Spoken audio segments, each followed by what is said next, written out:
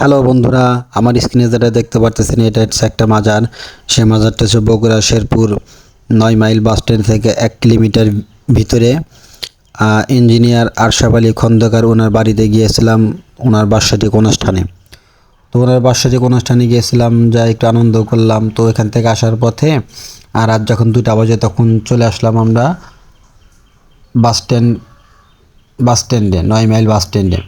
তো ওখানে বাস স্ট্যান্ডে এসে একটু ক্ষুধাও লেগেছিলো, তার জন্য একটু কলা, দেখেন কলা, কেক কিনে খাইলাম সবাই, কারণ হালকা খিদা, ওটা তো একটু নিবারণ করতেই হবে।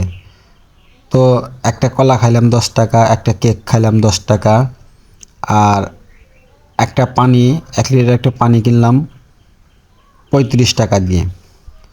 তো এখানে যখন আমরা খাওয়া দাওয়া করলাম, খাওয়া দাওয়া করার পরে আমাদের একটু বাস আসলো, বাসে আমরা উঠে আমরা সিরাজগঞ্জ চলে আসলাম।